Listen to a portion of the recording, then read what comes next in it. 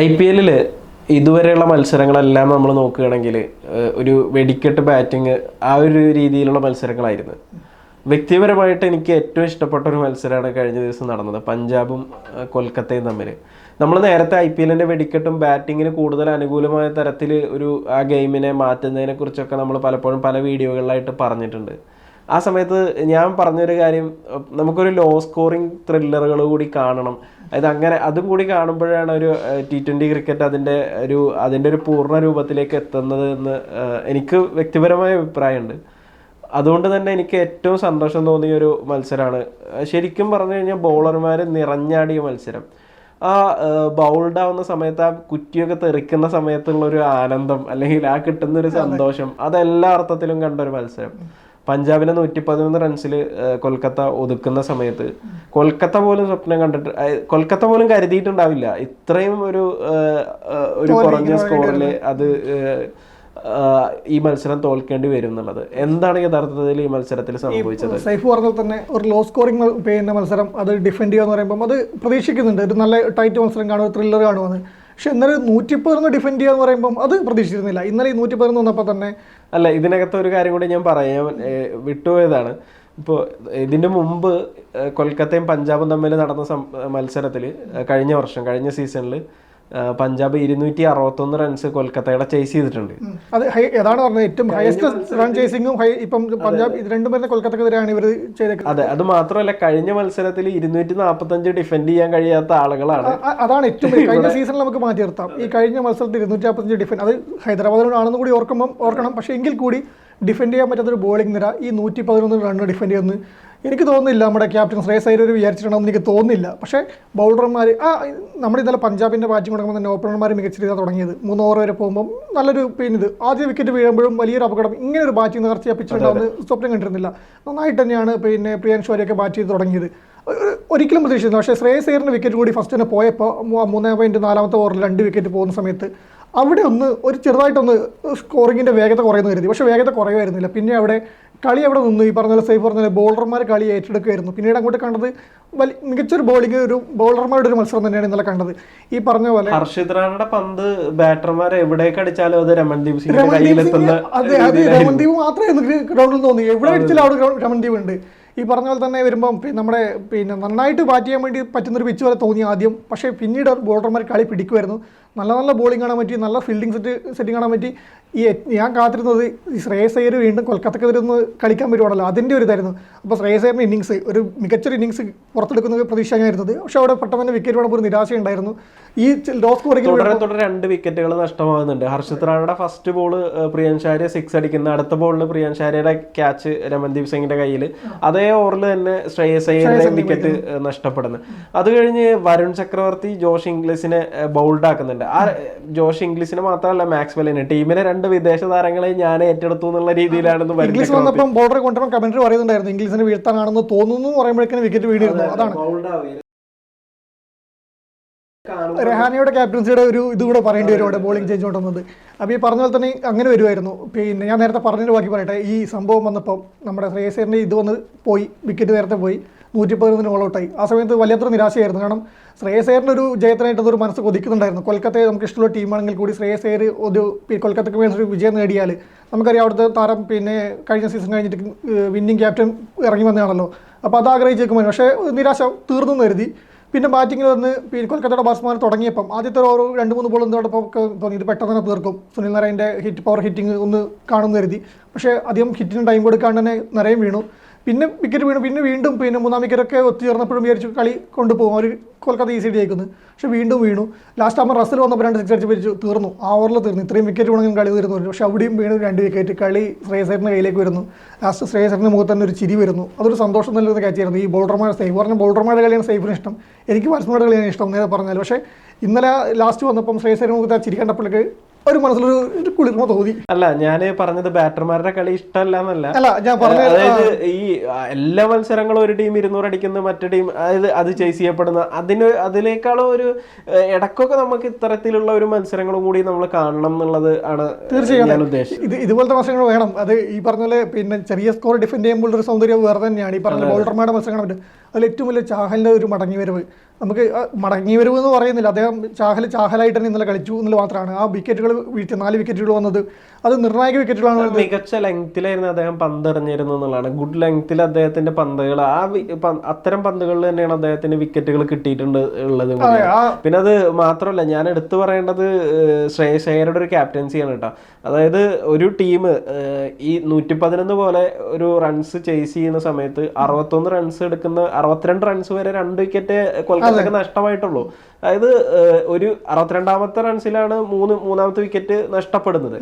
അവിടെ നിന്ന് അങ്ങോട്ട് ആ കളി പിടിച്ച രീതി ഉണ്ടല്ലോ, അത് സമ്മതിച്ചു കൊടുത്തേ പറ്റൂ. കാരണം അതായത് 6 വിക്കറ്റ് 76-ന് 6 എന്ന ഘട്ടത്തിൽ അയ്യർ സെറ്റ് ചെയ്ത ഒരു ഫീൽഡ് ഉണ്ട്. T20 ക്രിക്കറ്റിൽ നമ്മൾ കാണുപോലും ചെയ്യാത്ത ഒരു ഫീൽഡാണ് അത്. ടെസ്റ്റ് ക്രിക്കറ്റിലൊക്കെയാണ് നമ്മൾ കണ്ടിട്ടുള്ളത്. അത്രയും ഒരു അതായത് ഒരു അഗ്രസീവ് ആയിട്ടുള്ള ഒരു ഫീൽഡ്, അതിനുള്ള റിസൾട്ട് അപ്പൊ തന്നെ കിട്ടുന്നുണ്ട്.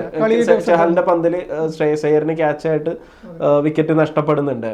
അത് ആ ഒരു രീതിയിൽ മികച്ച എന്താ പറയാ ഒരു നല്ല ക്യാപ്റ്റൻസി 2 ഭാഗത്തുനിന്നും കാണാൻ പറ്റിയെന്നുള്ളതാണ്. ഒരു വശത്ത് ടീമിനെ 111 റൺസിൽ ഒതുക്കുന്നത്. പക്ഷെ എനിക്ക് ഒരു കാര്യം പറയാനുള്ളത്, ടീമിന് ആദ്യ വിക്കറ്റ് നഷ്ടപ്പെടുന്നുണ്ട്, നരേൻ ബൗൾഡ് ആവുന്നുണ്ട് ഫസ്റ്റ് ഓവറിൽ.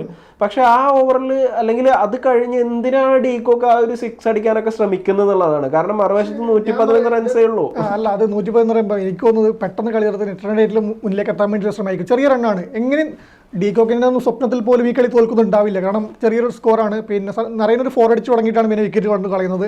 അതുപോലെ തന്നെ അപ്പോൾ പെട്ടെന്ന് റൺ തീർക്കുക. അല്ല, ഡീകോക്കിനെ കുറ്റം പറയാൻ പറ്റില്ല. ഡീകോക്കിൻ്റെ ശൈലി പറഞ്ഞ ഇത് തന്നെയാണ് വരുന്നത്, അടിച്ച് കളിക്കുക തന്നെയാണ്. അപ്പം അദ്ദേഹം അതിന് ശ്രമിച്ചു പോകുന്നു. പക്ഷേ പിന്നെ ഇമ്പാക്ട് പ്ലെയർ ആയിട്ട് രഘുവംശി വരുന്നു, രഹാനെ കൂടെ എത്തിയിരുന്നു. രഹാനെ 17 ബോൾ 17 റണ്ണാണ് തോന്നുന്നു. പിന്നെ ബോൾ റണ്ണാണ് എടുത്ത് പോയത്.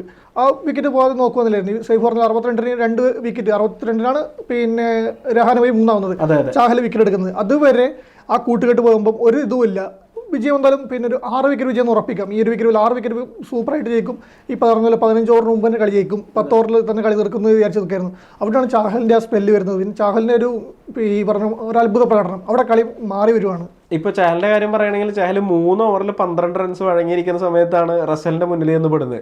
റസൽ 16 റൺസ് അടിക്കുന്നുണ്ട്. റസലിന്റെ അടി കണ്ടപ്പോഴെങ്കിലും അത് ഒരു കൊൽക്കത്ത ആരാധകർ ഒരുപാട് ആഗ്രഹിച്ചു. ഇപ്പൊ 9 വിക്കറ്റ് പോയാലും മറുവശത്ത് റസൽ ഉണ്ടെങ്കിൽ റസൽ അടിച്ച് ജയിക്കും എന്നുള്ള ഒരു പ്രതീക്ഷ കൊൽക്കത്ത ആരാധകർക്ക്.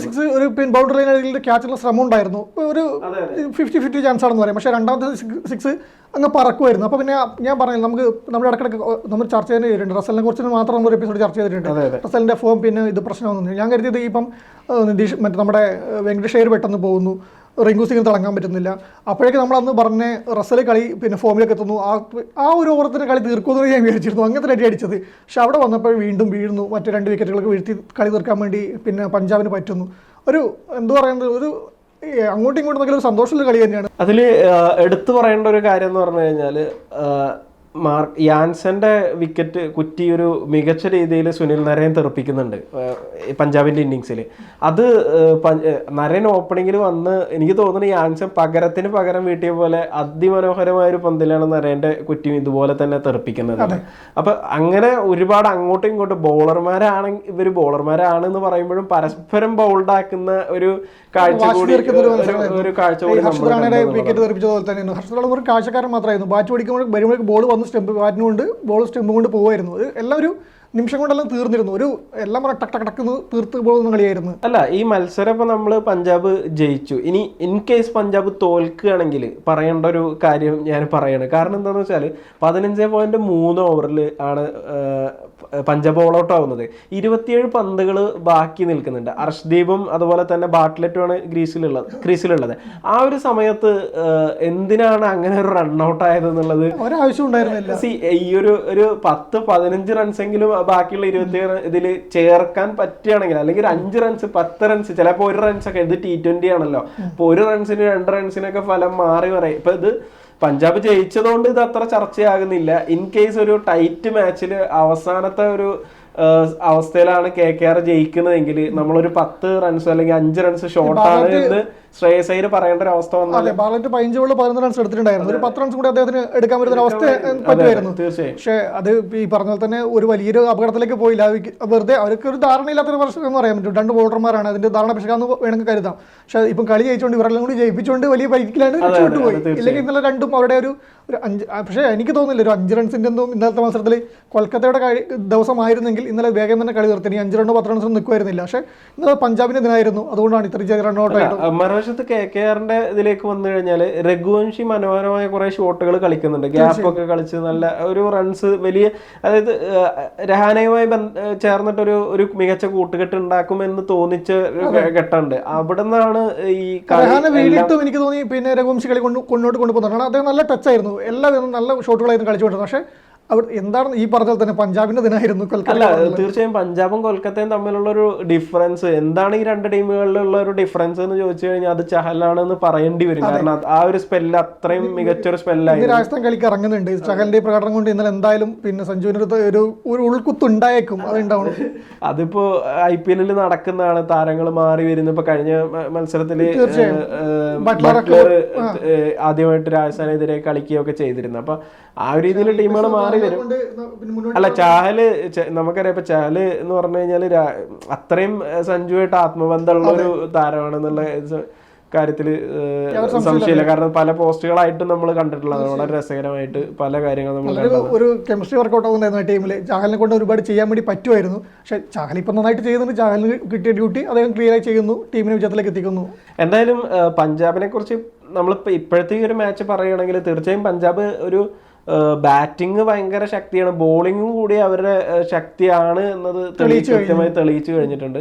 കൊൽക്കത്തനെ സംബന്ധിച്ച് ഇതൊരു എന്താ പറയുക, ഒരു അപ്രതീക്ഷിതമായിട്ടുള്ളൊരു തോൽവിയാണ്. കാരണം ഇന്നിങ്സിന്റെ ഒരു ഘട്ടത്തിൽ പോലും ഇപ്പോൾ 62 എന്ന് നമ്മൾ പറയുന്ന ആ ഘട്ടത്തിൽ പോലും 98% ഫേവറേറ്റുകൾ കൊൽക്കത്ത തന്നെയായിരുന്നു. കൊൽക്കത്ത ജയിക്കേണ്ട ഒരു കളിയായിരുന്നു. പക്ഷെ ബൗളർമാരുടെ ഒരു മികച്ച മനോഹരമായ പ്രകടനം കണ്ടാലും ഒരു മത്സരത്തിൽ പഞ്ചാബ് ഒരു വിജയം, കിടിലൻ വിജയം തന്നെ നേടിയിരിക്കുകയാണ്. കൊൽക്കത്തനെ സംബന്ധിച്ച് 100 താഴെയുള്ള ഒരു റൺസിൽ അവർ ഓൾ ഔട്ട് ആയിരിക്കുന്നത്.